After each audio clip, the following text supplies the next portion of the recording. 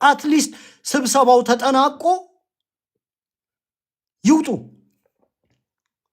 የሸዋ አማራ ፋኖ እነ ኢንጂነር ደሳለኝና እነ ዶክተር ኢድሪስ አብደላን ይዞ ለአማራ የሚጠቅም ክርክር አያደርግም ማለት አይቻልም።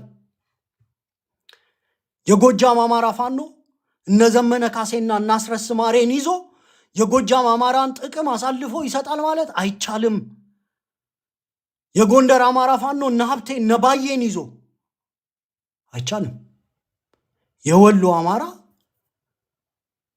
እነ መሬ ወዳጆን እነ አበበን እነ ሄኖክን ይዞ በአማራ ጉዳይ ላይ አንተ ትብሽ የሚባል ውይይት ሶሻል ሚዲያ ላይ እንዲህ አይነት ትርክቶች አሉ። ይሄን እንዴት እናክሽፈው?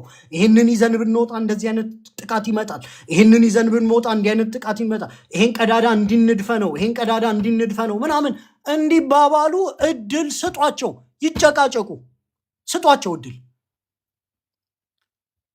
ጥያቄው ኢድሪስ አብደላን ታምነዋለህ ወይ ነው ወይስ አንተ ነህ የምታቀለት? ጥያቄው አስረስ ማሬን ታምነዋለህ ወይ ነው።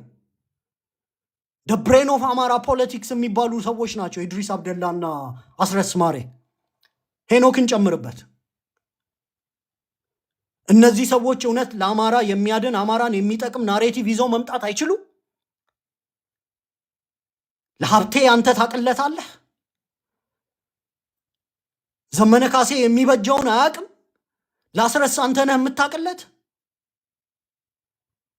የነስክንድርን የፋኖ አደረጃጀት እኮ የተቃወም ነው መንፈሱም ምኑም ሌላ ነገር ይዞ ስለመጣ ነው።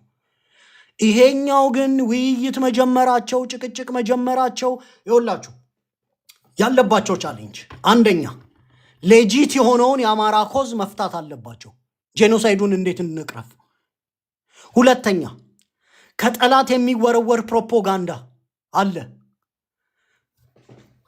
ሀብቴ ገንዘብ ዘረፈ፣ ዘመነ ንጉስ መሆን ይፈልጋል፣ ሸዋ ቀድሞ አዲስ አበባ መግባት አለበት፣ ወሎ በገዱ አንዳርጋቸው ምናምን፣ ይሄ ሁሉ ፕሮፓጋንዳ መቀልበስ አለባቸው።